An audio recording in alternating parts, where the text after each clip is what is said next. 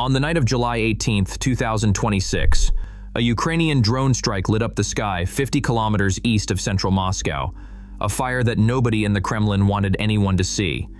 Not because fires are unusual in wartime, they aren't, but because of what this particular fire represented, where it was burning, and more importantly, what had started it.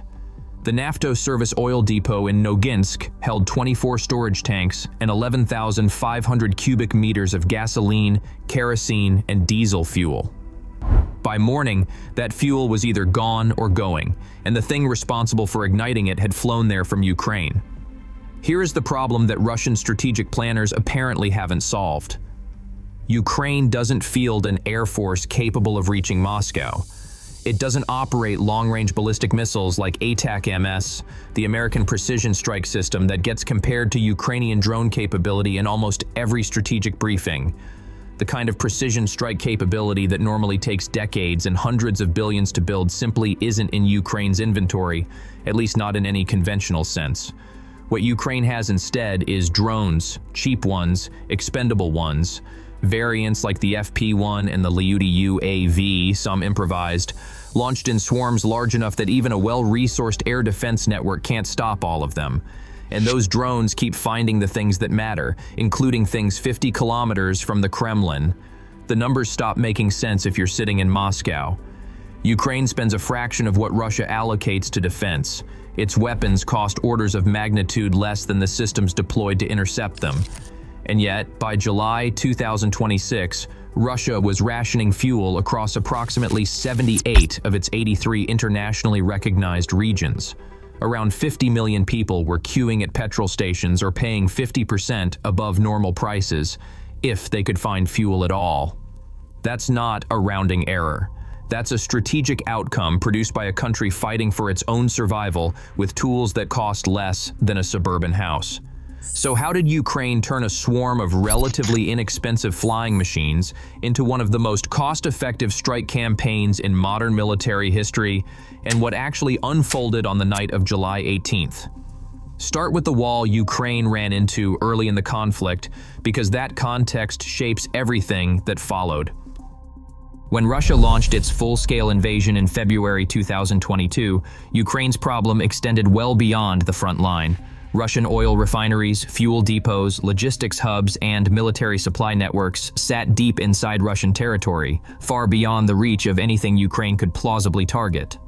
For the entire first year of the conflict, there were only 3 confirmed Ukrainian drone strikes on Russian oil infrastructure, according to CNN's analysis from June 2026. 3 strikes in 12 months. The war was playing out entirely on Ukrainian soil, and Russia's industrial base kept humming, untouched, feeding the front without interruption. The logic of that situation was grinding. Russia could sustain a long attritional conflict indefinitely, provided its rear areas stayed safe.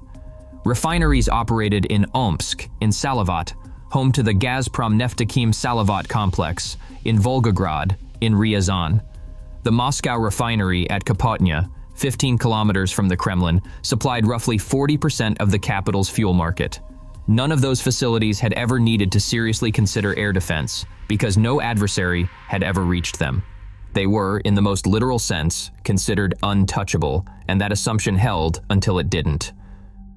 By early 2024, Ukraine had begun developing and deploying long-range drone systems capable of traveling up to 1,500 kilometers into Russian territory, which meant the rear was no longer safe by definition. The Unmanned Systems Forces of Ukraine, a dedicated branch established specifically to execute this kind of campaign, started targeting what Ukraine's general staff described as the logistics backbone of the Russian war effort, specifically fuel and supply infrastructure. Early strikes were sporadic, some were intercepted, some missed, and the Russians responded by reinforcing air defenses. Russia's layered air defense architecture, running from longer-range S-300 and S-400 systems down to shorter-range Panzer units, was progressively redeployed to cover rear area targets, with Panzer hardware eventually installed on the rooftops of civilian buildings in Moscow itself. They fitted protective netting over fuel storage tanks at several sites, and pre-attack satellite imagery confirmed the netting was in place at Noginsk. The netting didn't stop anything. By August 2025, Ukraine had conducted over a dozen drone attacks on Russian oil infrastructure in a single month, with the majority targeting facilities in Ryazan and Volgograd. The International Energy Agency, not a partisan organization by any measure, reported in October 2025 that drone strikes were suppressing Russia's refinery processing rates and would continue doing so until at least mid-2026.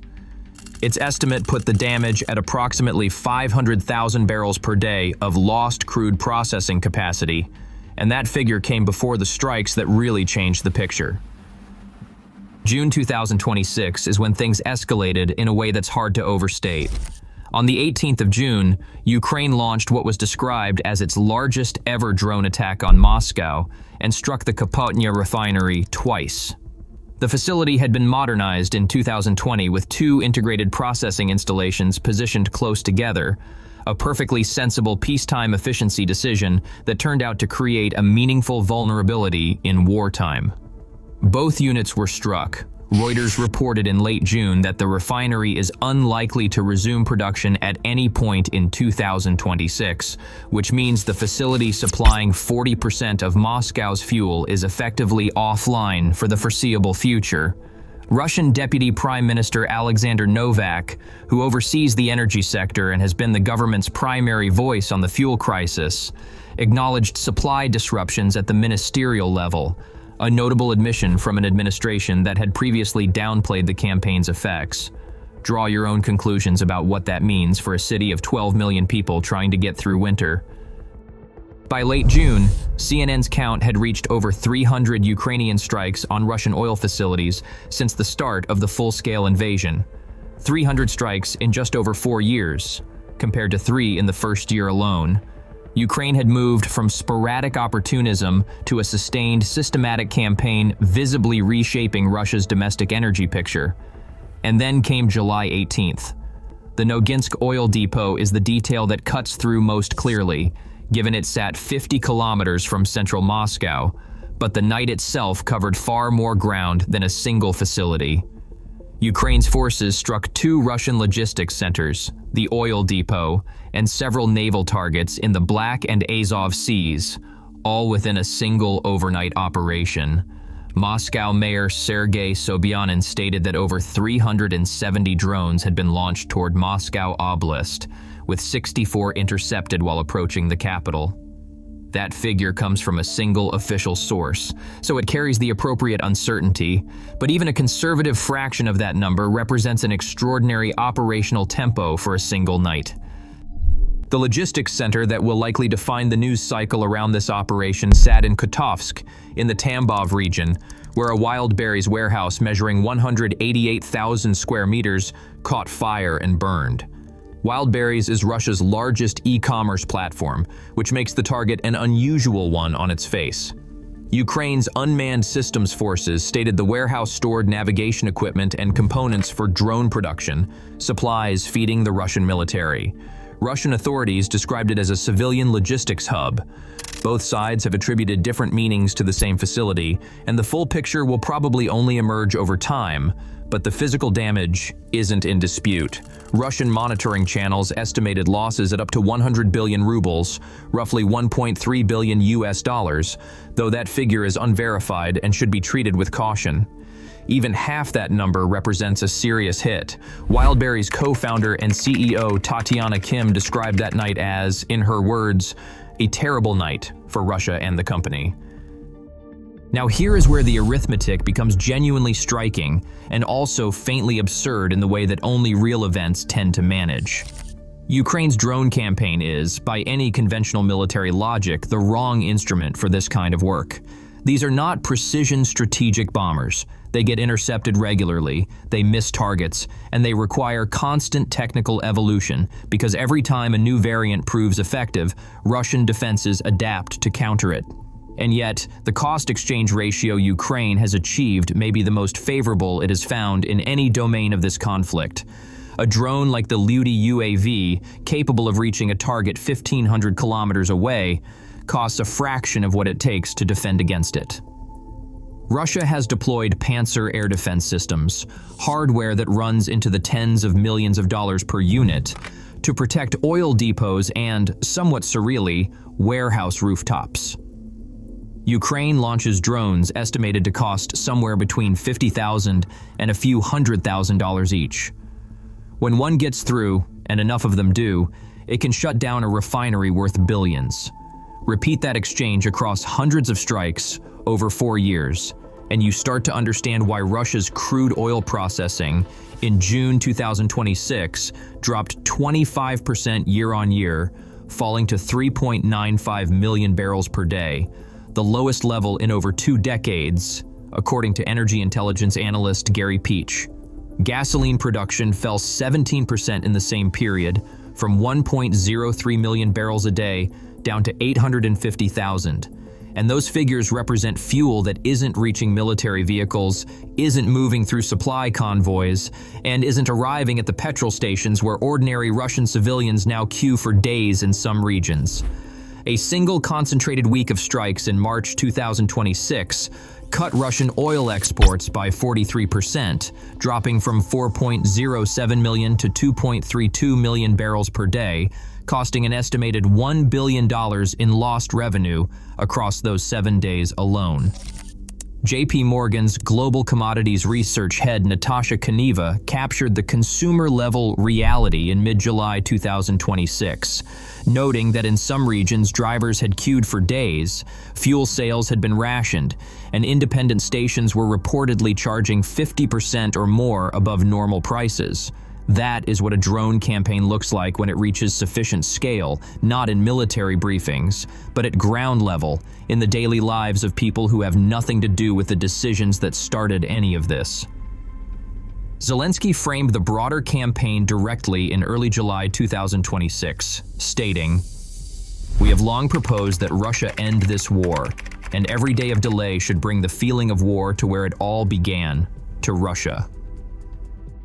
Whether that theory of coercion is actually working remains genuinely contested, and that contest deserves to be stated plainly rather than glossed over. Russia's leadership has absorbed a considerable amount of damage without showing any sign of changing course, and analysts have repeatedly cautioned against reading fuel cues as evidence that the Kremlin is approaching a decision point. Authoritarian systems have a demonstrated capacity to impose costs on their own populations without that translating into policy shifts. The theory of economic coercion isn't new, and its historical record is mixed. Ukraine's campaign may be achieving real, measurable damage without achieving the strategic outcome that damage is designed to produce. That's not a reason to dismiss what Ukraine has accomplished. It's a reason to be precise about what it is and what it isn't.